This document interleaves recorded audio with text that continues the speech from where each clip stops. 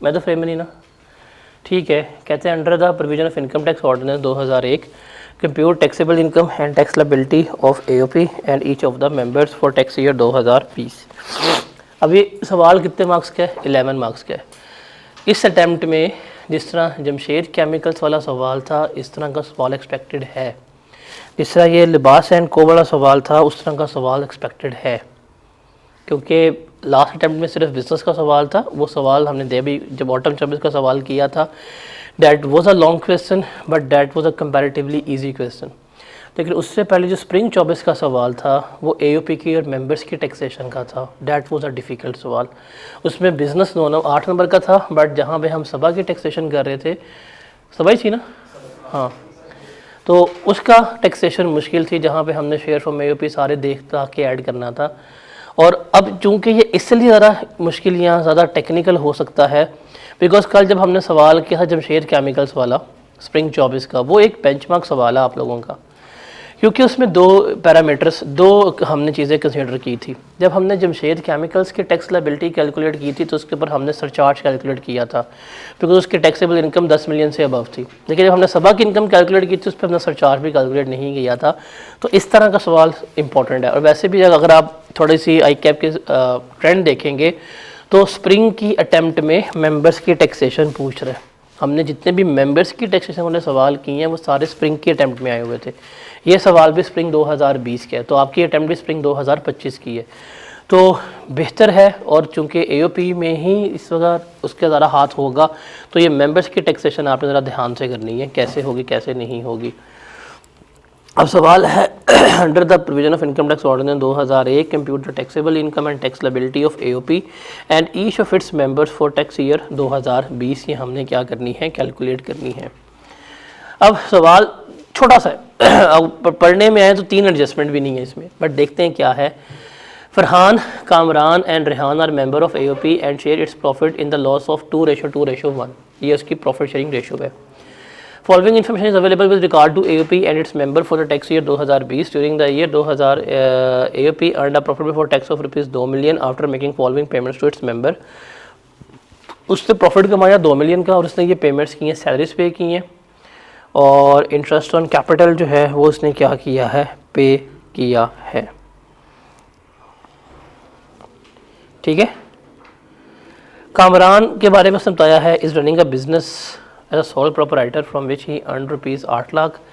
Kamran is also a member of an AOP which his share from AOP or profit loss is 60%. During the year the AOP incurred a loss of rupees 3.5 lakh and paid 150 on account of income tax. AOP को loss हुआ था और उसने क्या किया था, income tax पे किया था। Rehan received net dividend of rupees 1,02,000 from a listed company after reduction of withholding tax. Farhan has no source of income. ये सवाल है, इसको ना थोड़ा सा कर लीजिएगा, ये टाइपिंग एरर है। ये 5 लाख है और ये 1 मिलियन है।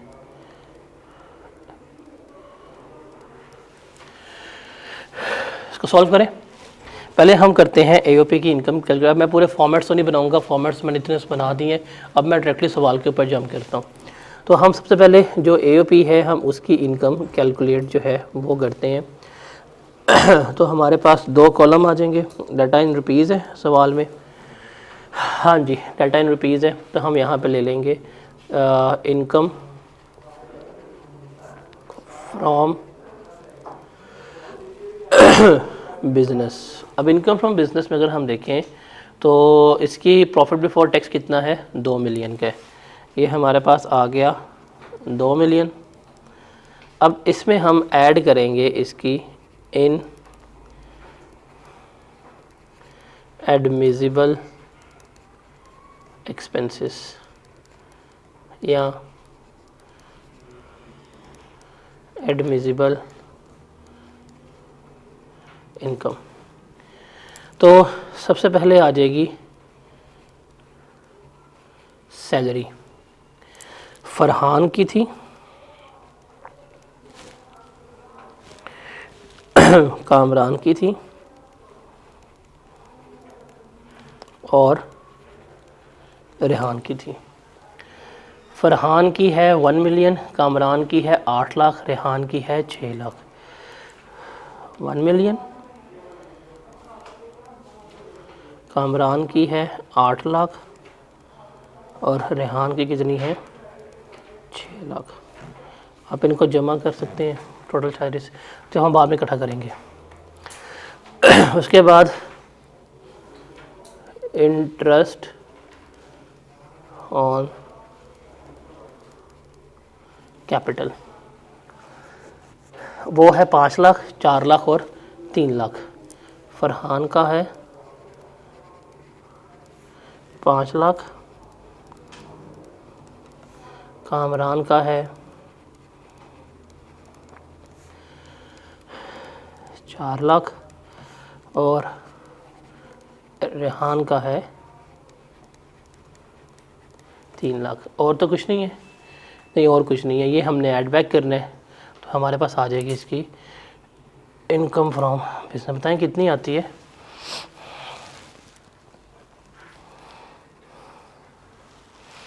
18, 24 और 9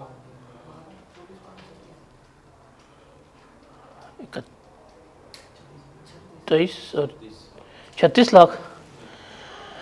इसकी प्रॉफिट था हमारे पास 2 मिलियन का।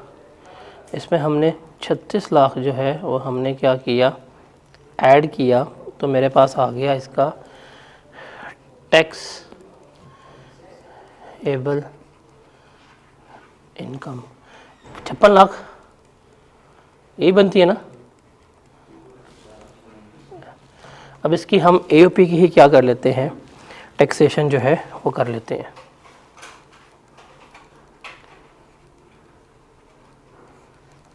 अब एओपी की हमें टैक्सेशन करनी है तो इसकी इनकम कितनी है 56 लाख। तो इसका बनेगा इनकम के ऊपर टैक्स ऑन 56 लाख आएगा इसका 16 लाख 10,000। आप जाकर स्लैब रेट चेक कर सकते हैं। एक्सीडिंग अमाउंट कुछ भी नहीं है। आप स्लैब लगाएं 56 लाख के ऊपर 16 लाख 10,000 है, तो 56 लाख से एक्सीडिंग अमाउंट होगी उसका 45% ऐसा ही है स्लैब। तो इसका मतलब 56 लाख पर टैक्स कितना है टोटल 16 लाख 10,000। ये इसका टैक्स आ गया, तो एओपी का टैक्सेशन जो होगी वो यहाँ पे ख़त्म हो गई है।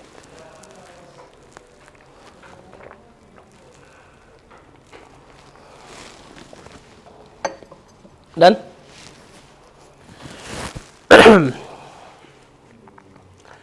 अब हम टैक्सेशन करते हैं मेंबर्स की। फरहान के पास तो कोई अदर सोर्स ऑफ इनकम नहीं है, ये तो कहीं नहीं होगी। तो इसका मतलब फरहान को जो शेयर मिलेगा, अगर हम फरहान की बात करें सबसे पहले, फरहान को जो उसका शेयर फ्रॉम एओपी मिलेगा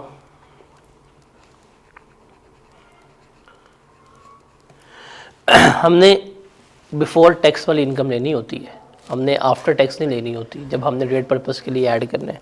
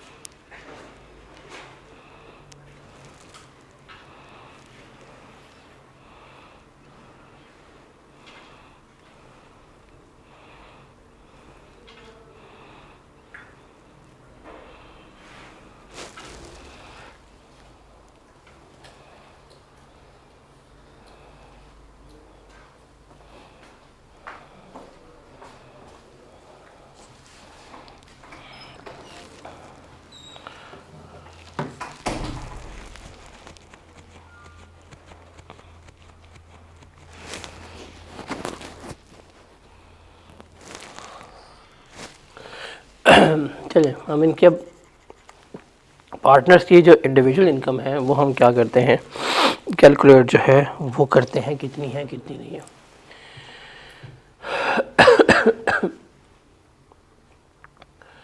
तो फरहान, कामरान और रेहान, इनको क्या मिल रहा है? इनको इनकी सैलरी मिल रही है, इनको इनका इंटरेस्ट मिल रहा है, और इनको इनका शेयर फ्रॉम एओपी जो है वो भी क्या हुआ है, मिल रहा है। ऐसे ही है। तो हमने क्या करना है, हमने इसको देखना है इसकी टैक्सेशन कैसे होगी और किस तरह से हम उसको लेकर चलेंगे। तो फरहान की पहले बात करते हैं। फरहान के पास सैलरी है, सैलरी तो उसको मिली थी, वो वहाँ के लिए तो इनएडमिसिबल है, लेकिन सैलरी तो इसकी आएगी। कितनी थी? 1 मिलियन थी। इसको इंटरेस्ट मिला था ऑन कैपिटल, वो कितना था? 5 लाख था। और इसके पास और कोई सोर्स नहीं है, तो इसकी इनकम बनी थी हमारे पास 15 लाख। इसके बाद हमने ऐड करना है शेयर फ्रॉम एओपी। अब इसका शेयर फ्रॉम एओपी जो है वो बेसिकली कितना आया था? 56 लाख। और फरहान कितने का मेंबर है? 2। तो 56 लाख का हम लेंगे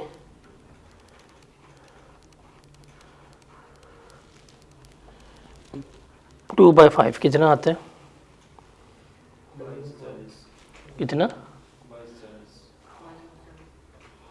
22 लाख। Are you sure?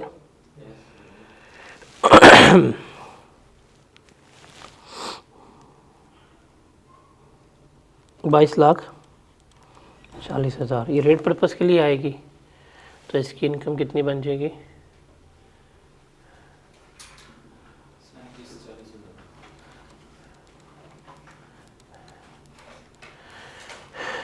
ये इसकी आ जाएगी टोटल इनकम। अब सैलरीड है कि नॉन सैलरीड है? ये नॉन सैलरीड है। सैलरी को डिवाइड करेंगे आप, हाँ सैलरीड है ये। सैलरी को डिवाइड करना आपने टोटल इनकम के ऊपर, जो बिफोर एओपी वाली होती है। तो इसकी आप टैक्सेशन करेंगे तो रेट लगेंगे इसके ऊपर सैलरीड वाले।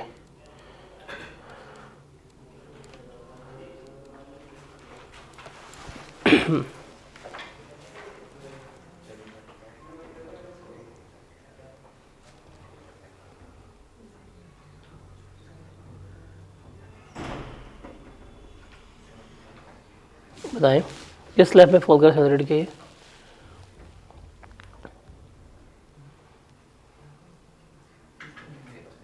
क्या है?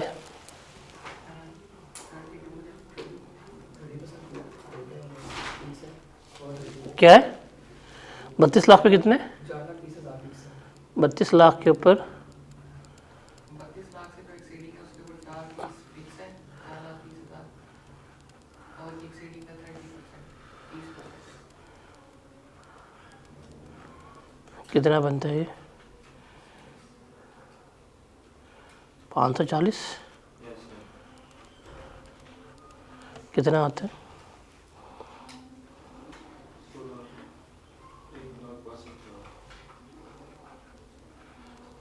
1,62। उसको जमा करें कितना बनता है? 5 lakh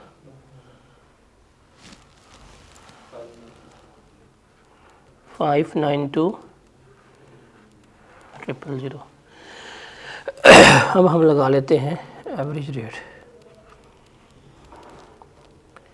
592,000 divided by 3।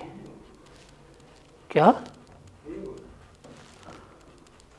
Multiply by, बताएं कितना टैक्स आएगा इसका?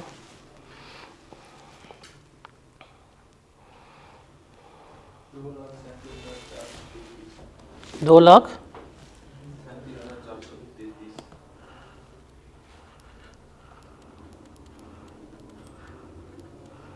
ये इसकी आ जाएगी टैक्स लायबिलिटी फरहान की। डन। ये किसकी थी? फरहान की थी। अब अगला हमारे पास कौन है? कामरान है।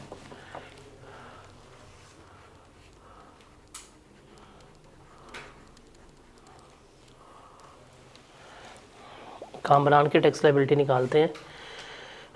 अब कामरान के पास था, एक तो उसकी सैलरी है, एक उसका इंटरेस्ट है, एक उसको दूसरे इनकम फ्रॉम बिजनेस से 8 लाख रुपए आया है, एक उसको लॉस आया किसी और एओपी का, एक उसको इस एओपी का शेयर जो है वो मिल रहा है। तो ये है हमारे पास कामरान 8, 4 और 8 वाला। ओके, कामरान के पास हमारी सैलरी है, दैट वाज 8 लाख। उसका कैपिटल इंटरेस्ट है वो कितना आया?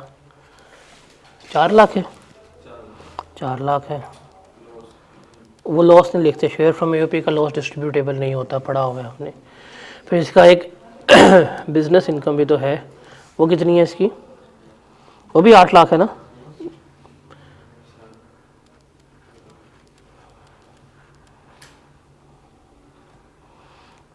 वो भी इसकी 8 लाख ही बन रही है।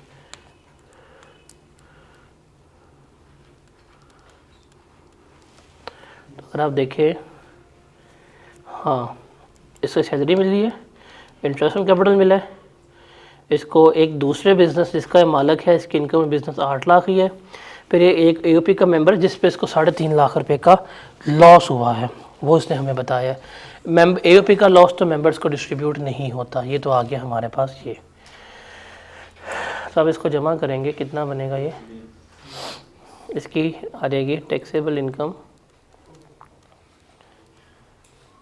कितनी है? 2 मिलियन। अब इसमें हम ऐड करेंगे शेयर फ्रॉम एओपी। अब आप देखें, बेसिकली ये जो है ये भी 2% का ही, 2:2 का मालिक था, तो इसका भी कितना मिलेगा? 22,40,000 ही मिलेगा। हम इसमें ऐड कर देंगे 2240,000, तो इसकी टैक्सेबल इनकम आ जाएगी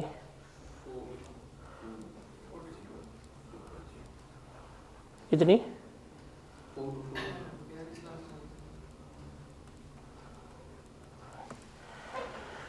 अब इसके हम करेंगे यहाँ पर टैक्सेशन। सैलरीड है कि नॉन सैलरीड है?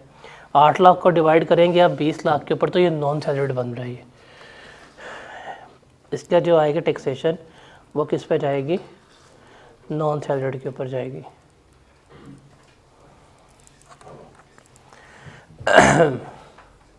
अब आ जाते हैं हम 4240000।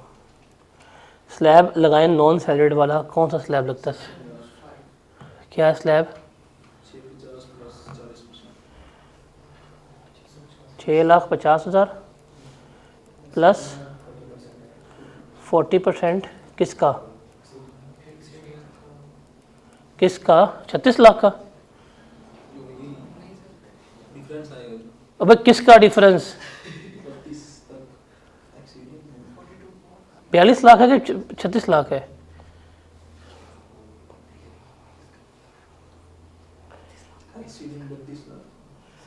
32 लाख के ऊपर फिक्स 6.5 लाख है, और जो 32 लाख से ऊपर है उसका 40% लेना है, ऐसे ही है। स्लैब नहीं लगाने आते यार आप लोगों को। ये आ जाएगा आपके पास कितना बताएं? 10 लाख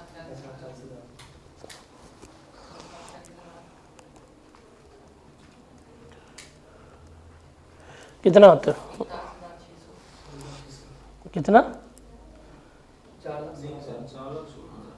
4 लाख पूरा। इसको अब जमा करें, कितना बनता है?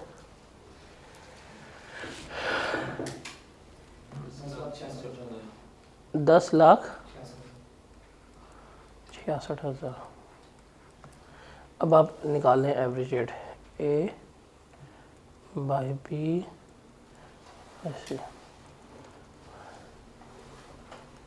000 डिवाइड किया आपने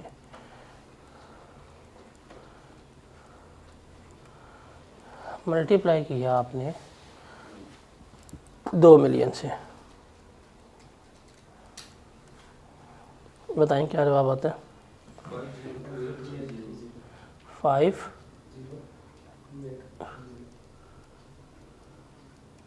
ये टैक्स पे करेगा कौन?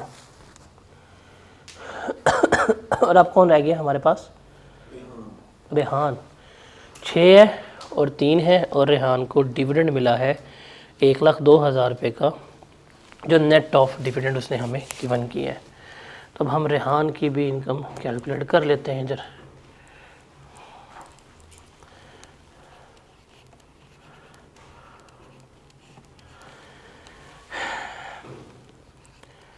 सैलरी है कितनी?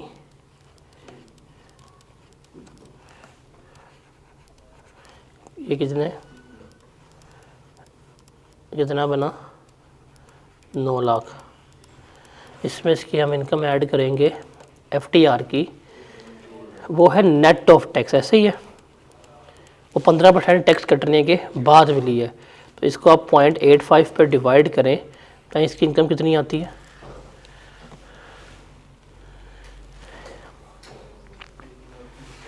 1,20,000 पर पक्की बात है। इसको जमा करें, ये बनेगा 10,20,000। अब इसमें से वापस लेस करवाएं आप FTR की इनकम 1 लाख ये आ जाएगी 9 लाख। अब इसमें ऐड करें यहाँ पे शेयर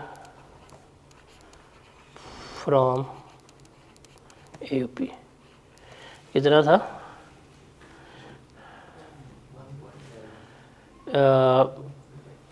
56 लाख का 1/5।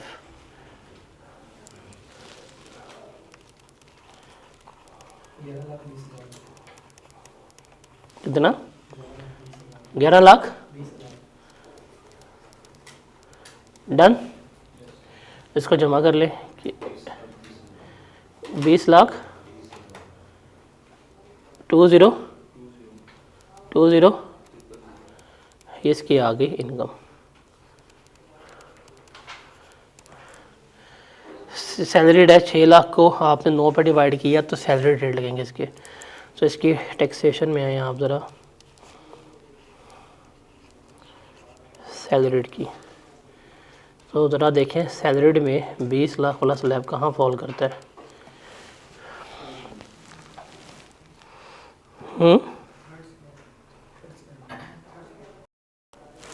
बताए ना स्लैब के फिक्स कितने?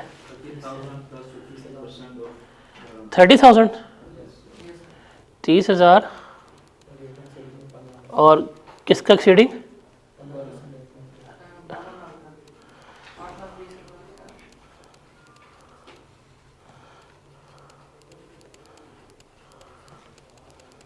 कितना बनेगा? 1,23,000।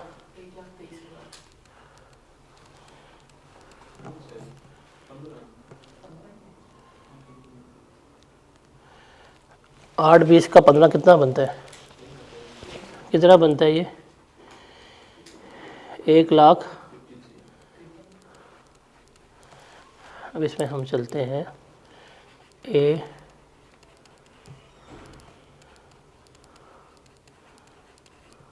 डिवाइडेड बाय मल्टीप्लाई बाय कितना आएगा? कितना? 68168 डन। तो ये इसका टैक्स आता है, डैट इज़ 68168। ठीक है, तो इसमें भी हम ऐड करेंगे FTR का टैक्स। इसको FTR की इनकम कितनी मिली थी? 1,02,000 और बनती थी 1,20,000। तो इसका 18,000 टैक्स कटा हुआ था, तो वो हम इसमें 18,000 ऐड करेंगे तो इसके पास आ जाएगा टोटल टैक्स। कितना बनता है? 68168 जमा 18,000 कितना? 86 और FTR का टैक्स जो है वो इसका जितने विद होल्डिंग है वो भी लेस करवाने हैं। FTR का टैक्स इसका कट के मिला था इसको, तो 18,000 दोबारा लेस करवा दें, तो इसका टैक्स पेएबल जो आएगा वही आएगा 68,168। तो सवाल ये भी आसान ही था, बट इसमें कैलकुलेशंस थी, और ये मेंबर्स के टैक्सेशन का एक और सवाल था, इस तरह से हमने करना होता है। तो 11 नंबर में AOP के टैक्सेशन नहीं थी, किसकी थी? मेंबर्स की टैक्सेशन थी।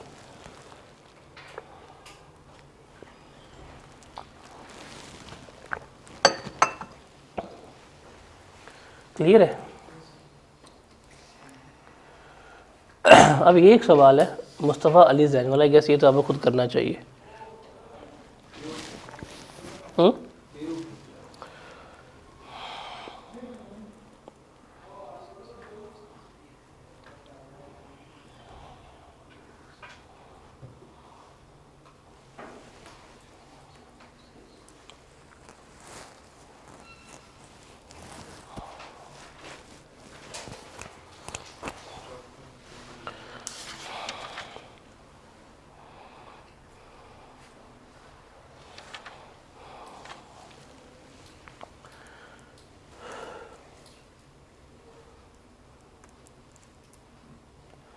10 नंबर का सवाल है।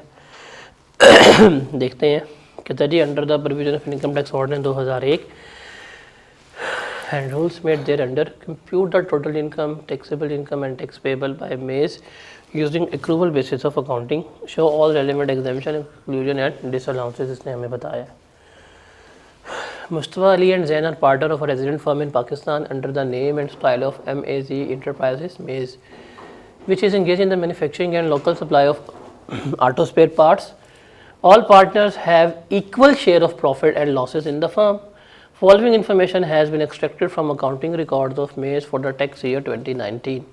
सेल्स है 140,400 की, कॉस्ट ऑफ गुड सोल्ड है, GP है, एडमिन सेलिंग एक्सपेंसेस हैं, फाइनेंशियल चार्जेस हैं, फिर अदर इनकम ऐड करके इसके पास प्रॉफिट बिफोर टैक्स आया हुआ है। कहते हैं the above accounts has been prepared on cash basis and stock in trade and has been valued on prime cost method.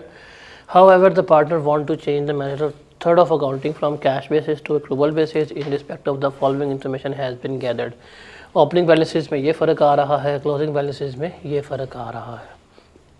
ठीक है, तो opening balance under prime cost 5200 का था, अब कितने का हो गया? 5900 का। क्लोजिंग कितने का है? 75 का है, अब कितने का हो गया? 8800 का हो गया। तो आपको बताया हुआ है ओपनिंग स्टॉक का इन्वर्स रिलेशन होता है और क्लोजिंग स्टॉक का डायरेक्ट रिलेशन होता है। फिर cost of goods sold includes cost of use machinery imported from China on 31/2018 amounted to rupees 21,10,000। ये कॉस्ट ऑफ सेल्स में ऐड किया हुआ है, ये तो कैपिटलाइज होना चाहिए। The cost includes payment of custom duty of 90,000 and income tax of rupees 1,10,000 to the collector of customers.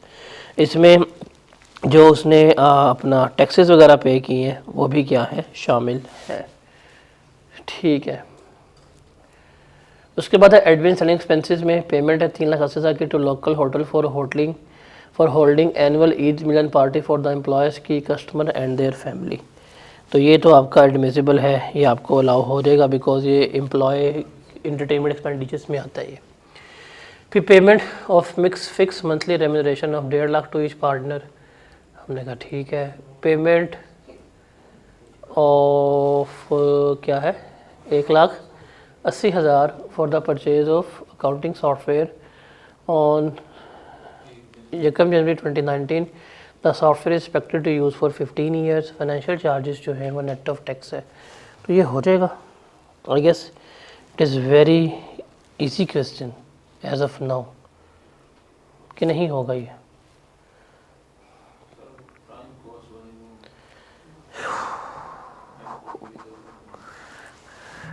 Paper में कुछ ना कुछ तो करना है ना आप लोगों ने। वहाँ भी मुझे बुलाओगे, हेल्प मी दुर्दाना।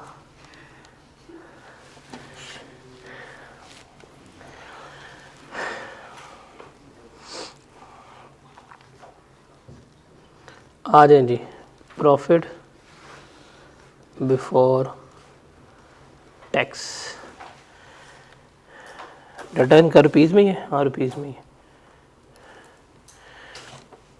13,870 है। हाँ, ये तो ऊपर लिख दिए। 1000 में कर लूँ तो 1000 में कर ले तुम भाई।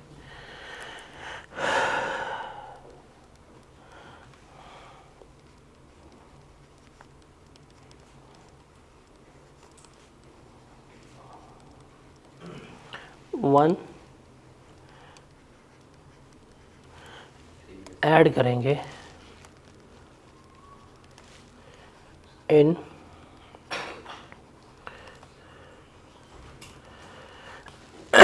Admissible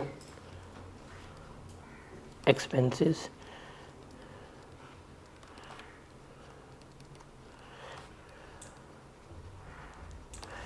admissible income. पहला है अकाउंट्स। देखो आपका ओपनिंग था प्राइम कॉस्ट के मुताबिक 5200, अब कितना हो गया 5900। ये इंक्रीज़ हुआ क्या डिक्रीज़ हुआ? इंक्रीज़ हुआ। इसका इन्वर्स रिलेशन है, इंक्रीज़ होगा तो प्रॉफिट क्या होगा? कम होगा। तो प्रॉफिट कम होने का मतलब है हमें क्या करना पड़ेगा? इसको लेस करवाना पड़ेगा। क्या करना पड़ेगा? लेस करवाना पड़ेगा। तो इसका मतलब ओपनिंग स्टॉक का इम्पैक्ट तो हम यहाँ पे लेस करवाएंगे, ऐड नहीं होगा। क्लोजिंग स्टॉक की बात करते हैं। क्लोजिंग मेरा 7500 था, अब कितना हो गया? 8800 हो गया। ये तो इंक्रीज़ हो रहा है ये। तो क्लोजिंग स्टॉक अगर इंक्रीज़ होगा 1300 से तो ये प्रॉफिट में ऐड होगा। तो क्लोजिंग स्टॉक बढ़ता है, प्रॉफिट बढ़ता है। क्लोजिंग स्टॉक कम होता है, प्रॉफिट कम होता है। ओपनिंग स्टॉक बढ़ता है, प्रॉफिट कम होता है। ओपनिंग स्टॉक कम होता है, प्रॉफिट बढ़ता है। तो इसका मतलब क्लोजिंग स्टॉक का इम्पैक्ट जो है वो इसमें आएगा। हम अब यहाँ पे हम लेंगे क्लोजिंग स्टॉक,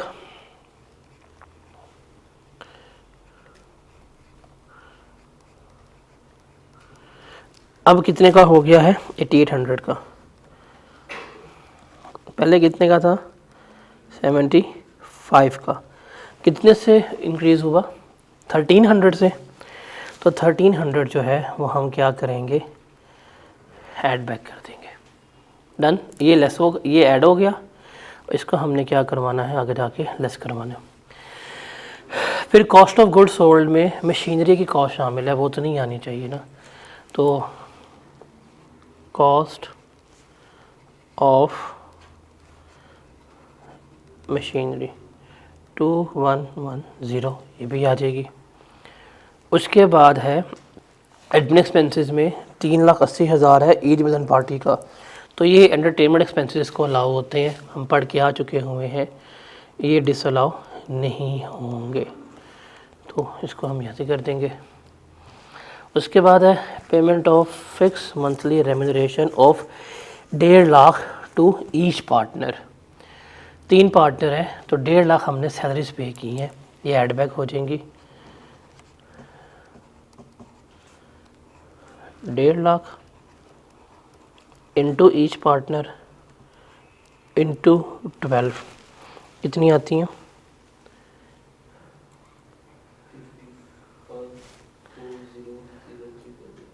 5400।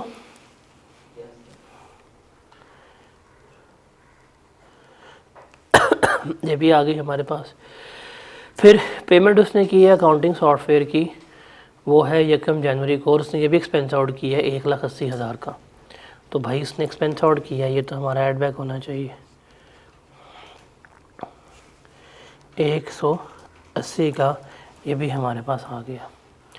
और है फाइनेंशियल चार्जेस और net of interest income of rupees 3,60,000।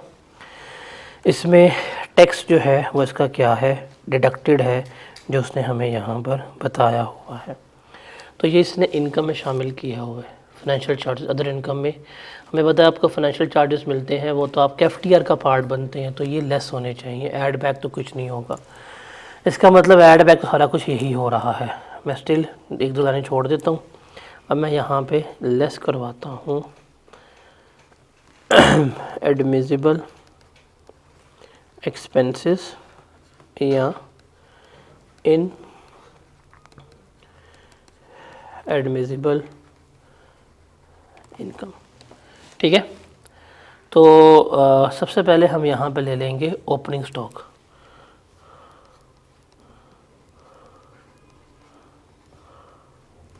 Opening stock का इम्पैक्ट था हमारा, अब 59 का है, पहले 52 का था।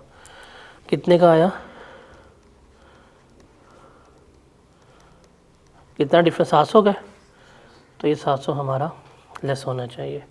उसके बाद ये फाइनेंशियल चार्जेस सभी हमने पढ़े हैं, साथ इसको भी करवा लेता हूँ।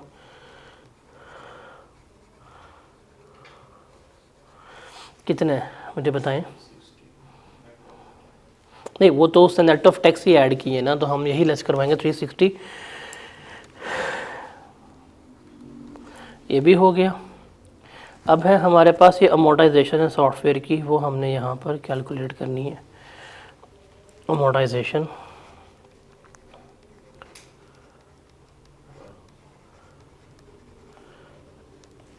कितने का सॉफ्टवेयर था, 180। लाइफ है इसकी 15 ईयर्स, और ये हमने लिया था 1 जनवरी को। तो जनवरी के आए 31 दिन, फरवरी के 28, मार्च के 31, अप्रैल के 30, मई के 31, जून के 30। कितने दिन चला है हमारा ये,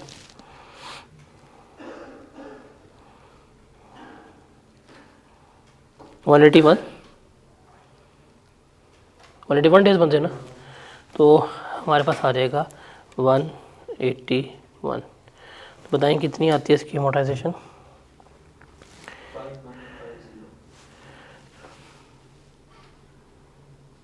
इन वो तो ना, इन थाउजेंड बताओ मुझे।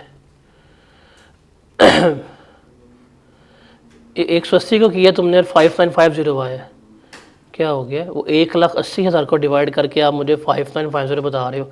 180 को डिवाइड करके 5 पॉइंट, मैं इसको 6 कर लेता हूँ, ये आ जाएगी इसकी अमोर्टाइजेशन। अब हमारे पास एक प्लांट है, उसकी हमने डिप्रिसिएशन और इनिशियल अलाउंस कैलकुलेट करना है। ये वाला प्लांट आपने एक यूज़ मशीनरी निकाली है चाइना से, इसमें कस्टम ड्यूटी है और इनकम टैक्स है। ये जो आपने 1,10,000 का इनकम टैक्स पे किए तो एडजस्टेबल होता है, तो एडजस्टेबल टैक्स तो गैस कॉस्ट का पार्ट नहीं बनता। तो हम सबसे पहले लेंगे इनिशियल अलाउंस, वो है हमारे पास अभी है व्हीकल प्लांट 21,10,000 का, इसमें से 1,10,000 का इनकम टैक्स है, ये एडवांस टैक्स है, ये एडजस्टेबल होता है, इसको लेस करवाएंगे। रिमेनिंग जो अमाउंट आएगी उसका हम लेंगे 25%। कितना आता है इनिशियल अलाउंस,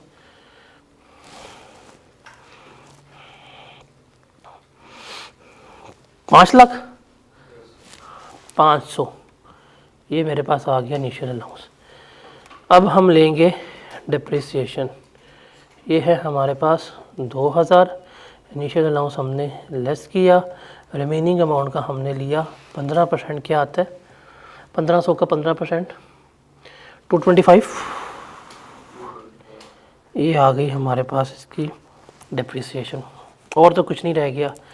अब इनको आप सम कर लें, 700 जमा 360 जमा 6 जमा 500 जमा 225 कितने होते हैं, 1791। ये हमने लेस करवाने हैं 1791, जो हमने ऐड करने हैं वो भी देख लें।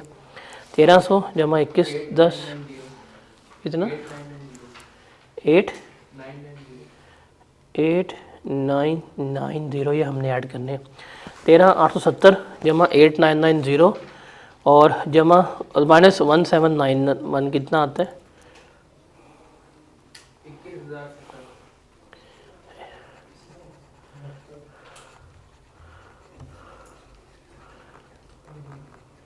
वेरीफाई कर लें एक दफ़ा। 13,870 जमा 8,990 लेस 1791 क्या आता है, 21। ये है इसकी इनकम फ्रॉम बिजनेस। अब इसकी एफटीआर की इनकम जो है वो भी हमने ऐड करनी है, और वो था इसका इंटरेस्ट जो इसको रिसीव हुआ था।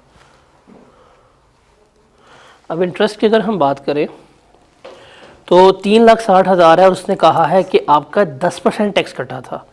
कितना कटा था, 10% टैक्स कटा था। ठीक है, हम इसको ग्रोस अप करेंगे 10% से ही, लेकिन प्रॉफिट एंड डेट के ऊपर टैक्स होता 15% है। ये चीज़ आपने याद रखनी है।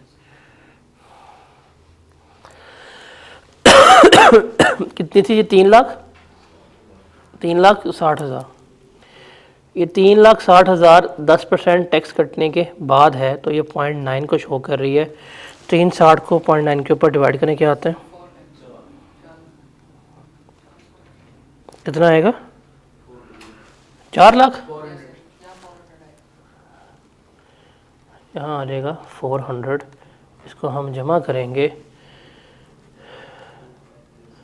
तो इसकी आ जाएगी टोटल इनकम 21,469, ऐसे ही बनते हैं। और तो कोई एडजस्टमेंट रहेगी ना,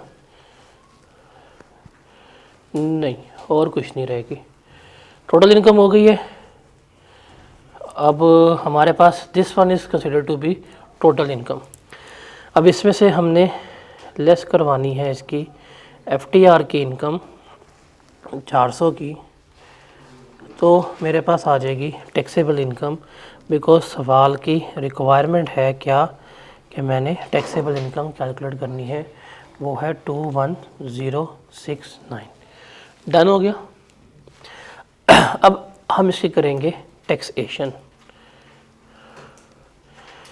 अब ये 10 मिलियन से अबव है ना इनकम इसकी, ये 21,069 बनती है इन 1000, तो ये तकरीबन बनती है 21 मिलियन इसकी इनकम बन रही है, ऐसे ही है। तो इस पर सरचार्ज लगेगा क्या, 10 से ज़्यादा है, तो इसके ऊपर हम अब रेट लगाते हैं। अच्छा, टैक्सेशन के ऊपर आप प्रॉपर अमाउंट लिखा करें ताकि ना आपको कन्फ्यूज़न ना हो, क्योंकि मैं तो यहाँ पे हैंडल कर लूँगा इन 1000 को, आपसे वो रेट लगा के इन 1000 हैंडल नहीं होता।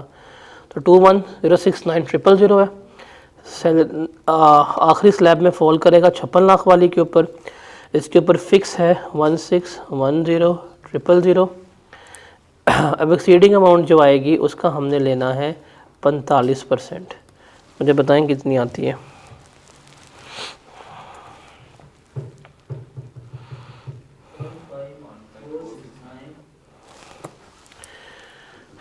वन 5,469,000, इसका लें 45%, कितना बनता है 6,965,6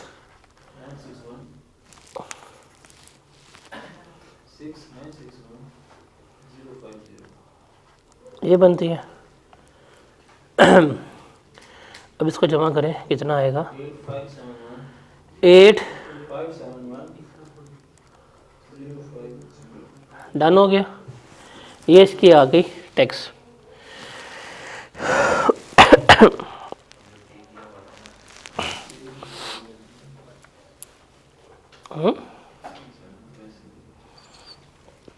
अब इसमें इसका ऐड करेंगे हम एफटीआर का टैक्स। किसकी एफटीआर की इनकम बनी थी 4 लाख, और प्रॉफिट ऑन डेट के ऊपर टैक्स होता है 15%। ये कितना आएगा 60,000। ये इसकी आ जाएगी टोटल टैक्स लायबिलिटी।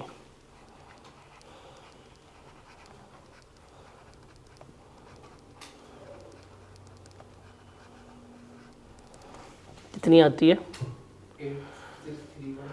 8,6,3,1,0,50। डन। अब इसमें से हम लेस करेंगे विद होल्डिंग टैक्स जो इसका पे हो चुका है। एफटीआर का इसका टैक्स डिडक्ट हुआ था 40,000, वो हमने यहाँ पे क्या करवाना है, लेस करवा देना है। फिर इसने एडवांस इनकम टैक्स पे किया हुआ था कस्टम्स वालों को 1,10,000 का, वो भी हम यहाँ पे लेस करवा देंगे। बताएं कितना आता है 8631,050 का जी 8481।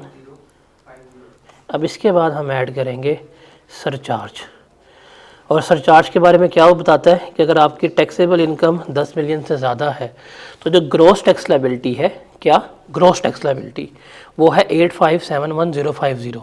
एफटीआर के अलावा एनटीआर वाली सिर्फ होती है। This is your gross tax liability जो रेट लगा के आती है। इसका हमने क्या लेना है 10% लेना है। क्या लेना है 8571,050, इसका दे 10% कितना बनता है 857105 ये सरचार्ज है। अब इसका आ जाएगा टैक्स,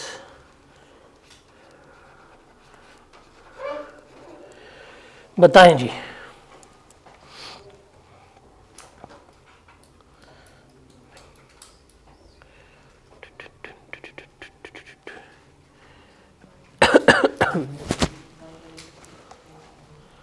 नाइन 9338 सर ये इसका टैक्स पेएबल बनता है। क्लियर है? आसान था सवाल, तो इसमें कितना मुश्किल था। मज़ा आ रहा है टैक्सेशन पे। तो स्लैब रेट हिफ्ज हो गया। वैसे अगले भी चले यार, ये तो खुद कर लो यार। एक आधा तो इसको पढ़ के देखो यार, ये तो होने वाला है यार। ये एक तो खुद करना चाहिए आप लोगों को।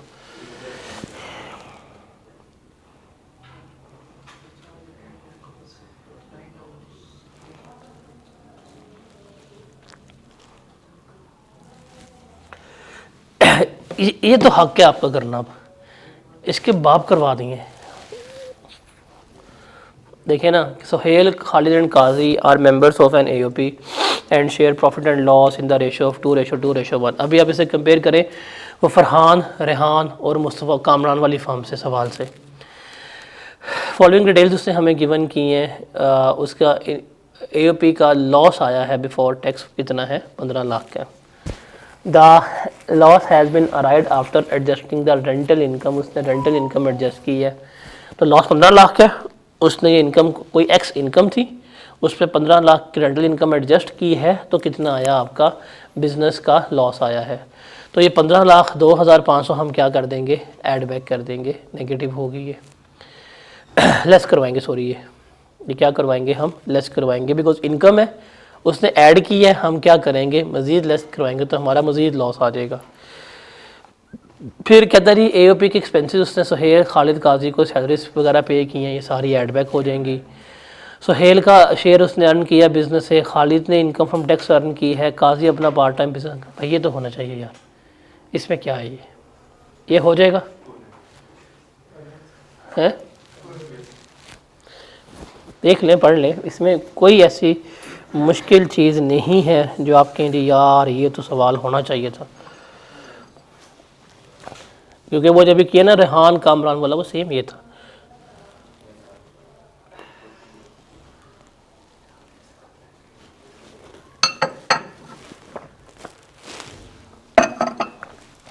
हो जाएगा।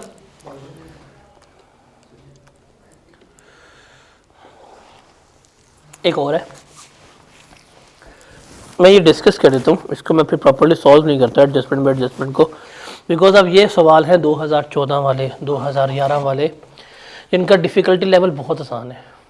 जो थे ना रियल, आप कह सकते हैं डिफ़िकल्ट, वो मैंने आपको सारे कैलकुलेट करके बता दिए हैं, जिसमें आप कह सकते थे। ये अब इसको देखते हैं, इसको कंपेयर करते हैं क्या है और क्या नहीं है।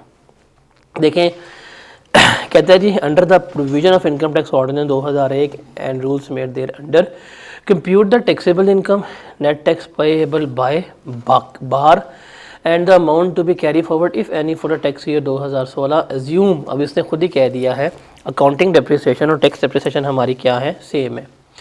कहता है your computation should commence with the profit before tax figure of ₹5,488,000 show all relevant exemption, exclusions and disallowance. दोस्तों हमें प्रॉफिट बता दें कि हमने शुरू कहाँ से करना है, 5488,000 से हमने स्टार्ट करना है। कहता है जी, Baqir, Asad and Rahi are member of an AOP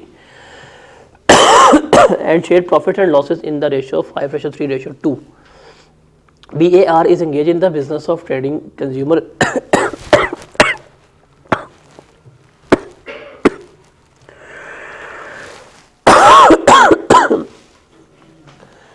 and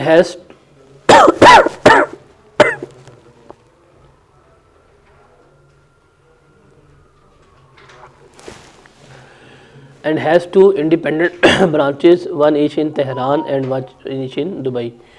Following information has been extracted from the BAR's profit and loss account for the year ended 30th December 2015. Sales हैं, कॉस्ट ऑफ सेल्स हैं, जीपी है, admin salary expenses हैं, financial charges हैं, other income है, profit before tax है। अब वो कहता है कि कॉस्ट ऑफ सेल्स जो है ना 20 मिलियन की, उसमें ये शामिल है। क्लोजिंग स्टॉक है, उसको आपने एनआरवी पर रिकॉर्ड किया हुआ है 18,20,000 रुपये का, हालांकि उसकी कॉस्ट वैल्यू बनती है 19,50,000 रुपये की। तो भाई असूल क्या है, लोअर ऑफ कॉस्ट या एनआरवी? आपने किस पे रिकॉर्ड किया हुआ है? लो पे रिकॉर्ड किया ना, तो इसका मतलब ये एडजस्टमेंट क्या होनी है, इग्नोर होनी है, इससे कोई ट्रीटमेंट नहीं होगा। फिर है प्रोविजंस, प्रोविजंस हमेशा ऐड बैक होती हैं। फिर फ्रेट पे किया 2,60,000 रुपये का, फ्रेट जितना मर्जी कैश में पे कर दें वो अलाउ होता है, वो डिसअलाउ नहीं होता। फिर है commission of rupees 2,90,000 paid to Bakar, annual performance award of rupees 3,10,000 paid to Rahi, and rupees 4,55,000 paid to AB bank limited in final settlement of a loan obtain by Asal. ये तीनों के पर्सनल एक्सपेंसेस हैं। कमीशन पे करेंगे पार्टनर को, disallow है। Award दिया है, डिसअलाउ है। और ये आपने एक असद ने लोन लिया, आपने उसके इंटरेस्ट चार्जेस पे किए, ये भी क्या है, डिसअलाउ। ये तीनों क्या हो जाएंगे, ऐड बैक हो जाएंगे। फिर है प्रोविजन फॉर बैड डेट्स है 735। The opening and closing balances of provision for bad debts amounted to rupees 1,10,000 respectively. Bad debts write off including a loan of rupees 285 provided to a supplier. सबसे पहले आप क्या करेंगे, 735 को add back करेंगे। क्या करेंगे, 735 को ऐड बैक करेंगे। फिर उसने आपको अकाउंट बना के दिया हुआ है, opening provision plus provision for the year 735, minus करेंगे आप इसमें से 285, और माइनस इसमें से आप करेंगे 1435। तो आपके पास आ जाएगा कि बैड डेट्स एक्चुअल कितने फॉर द ईयर हुए हैं। जो actual bad debts for the year होंगे वो आपने क्या करवाने हैं, लेस करवा देने हैं। फिर है sales permission expenses of rupees 275। This expenses were paid by Rahi through his personal credit card, disallow हो गई है क्योंकि payment should be made through your business account. इससे बिजनेस अकाउंट से पेमेंट नहीं की तो हमें क्या करनी पड़ेगी, ऐड बैक करनी पड़ेगी, ये डिसअलाउ हो जाएगी। फिर rupees 86,000 paid to an institution protected by federal government for training of industrial working in Punjab. Employ training है, ये अलाउ है, और ये इसने क्या किए हैं, ये उसने लेस किए हुए हैं, इसको हम क्या करेंगे, इग्नोर कर देंगे। कहते हैं जी फर्दर इन्फॉर्मेशन, दुबई ब्रांच का प्रॉफिट है 15 लाख, तेरान ब्रांच का लॉस है 18 लाख। तो उसका लॉस फॉरेन ब्रांच का फ़ौरन से क्या हो जाएगा, एडजस्ट हो जाएगा, हमारे पास नेट आ जाएगा 3 लाख फॉरेन बिजनेस का लॉस आ जाएगा। तो ये सवाल है 12 नंबर का, हो जाएगा। मैं कह रहा हूँ अब आपके पास कोई सवाल मैंने छोड़ा नहीं है जो मुश्किल हो, जिसको हम लेके चल रहे हो। डन, और ये कल कंटिन्यू कर ले, मेरे से ना उड़ गए। अच्छा कल फ्राइडे है, कल हम 1-2 सवाल करने हैं लॉसेस के। कल बिज़नेस के जितने भी थ्योरेटिकल क्वेश्चंस हैं वो करने हैं, और कल सेल्स टैक्स के थ्योरेटिकल क्वेश्चंस भी हमने करने हैं। मैं थोड़ा स्केड्यूल चेंज कर रहा हूँ, मैं सैटरडे को सेल टैक्स के न्यूमेरिकल स्टार्ट करूँगा। कल सेल्स टैक्स के और बिज़नेस के थ्योरेटिकल क्वेश्चन डिस्कस करके, तो सैटरडे को हम, और संडे को पहले ऑफ लिखा हुआ है स्केड्यूल में, मैं संडे ऑन कर रहा हूँ, ठीक है। तो हम सेल टैक्स करेंगे, बिकॉज बिज़नेस इतना करवा दिया आपको, और बिज़नेस के वो सवाल आपको करवाए हैं कि अगर आप सिर्फ इन सवालों को ही करो ना, आपको बिज़नेस का चैप्टर भी ओपन करने की नीड नहीं है। हमने जो सवाल किए हैं ख़ास तौर पर ये आकाश कुमार वाला, उसके अलावा आज़ादी एंड को वाला सवाल किया है, जमशेद केमिकल्स वाला सवाल किया, ये मुश्किल सवाल है। फिर ये हमने एक और सवाल किया था, नहीं, स्वीट बेकर्स, अच्छा खासा सवाल था वो। फिर इन सबसे जो मुश्किल सवाल है ना हिस्टोरिकली, मैं कहता हूँ कि अगर कोई मेरे से पूछता है कि मुझे कोई एक सवाल बताएं जो मैं पूरा कर, जो मैं पेपर पास कर सकता हूँ, वो है फेथ ब्रदर्स वाला। फेथ ब्रदर्स वाला was one of the most technical detailed, और उसमें हर चीज़ उसने पूछी हुई थी। तो अगर जो मैंने आपको वो इम्पोर्टेंट डॉक्यूमेंट्स दिए थे सवालों का, अगर आप उनको देखते हैं जाके, तो उसमें यही सारे सवाल मेंशन थे जो आपने खुद करने थे। उनकी एडजस्टमेंट्स मेंशन है कि जी इस सवाल की फ़लानी एडजस्टमेंट देख लो, इस सवाल की फ़लानी एडजस्टमेंट देख लो। अब इनके अलावा आप कोई भी सवाल पकड़ेंगे वो हल है। अभी हमने ये किया, ये वाला बार वाला। अब देखिए सवाल अब आसान है, इसमें अब कोई चीज़ मुश्किल नहीं लगी। आप इसको कंपेयर करें इस सवाल से, आज़ादी एंड को वाले से, ये मुश्किल सवाल था। आप इसको कंपेयर करें जो हमारे पास स्टार्टिंग पे सवाल आया था that was sweet bakers adjustments थी। अब वो स्वीट बेकर्स जो रिसेंट अटेम्प्ट के सवाल थे वो मैंने आपको सारे करवा दिए। मतलब स्प्रिंग 22 से लेके ऑटम 24 तक के हमने सारे सवाल किए हैं, कोई क्वेश्चन नहीं छोड़ा। तो यही सवाल आपने करने। अब आप जितने जाएंगे ओल्ड क्वेश्चंस के ऊपर उतना ही आपके लिए वो आसान लगेगा। अब एक तो सवाल है सिर्फ लॉसेस के हैं, वो 2-3 सवाल है, कल आप देख के आइएगा। अब मैं इसलिए कह रहा हूँ बिकॉज मैंने कल आपके साथ ना लॉसेस की वीडियो भी शेयर की थी। वो कोई 19-19.5 मिनट की वीडियो है जिसमें पूरा लॉसेस का रीकैप लिया गया। वो एक दफ़ा देखाइएगा। लॉसेस का सवाल हम आधे घंटे में 10 मिनट में सवाल हो जाएंगे लॉसेस के, इसमें कोई नहीं है।